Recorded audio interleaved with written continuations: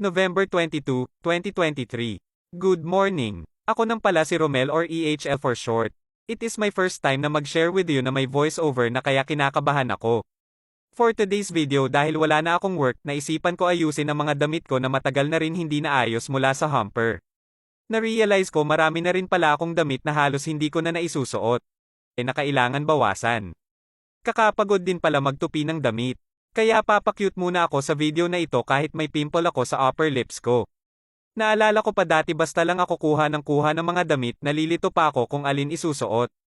Sorry na inay. Kaya saludo ako sa lahat ng mga ina sa mundo kung paano nila nagagawa ang lahat ng bagay sabay-sabay. Love you all. Pagpasensyahan nyo na pala ang aking room hindi pa kasi tapos ayusin. At ito na po pala ang finished product. Ang iba nakahanger na. Kaka-proud kaya kakain muna ako dahil tanghali na. Bye-bye na.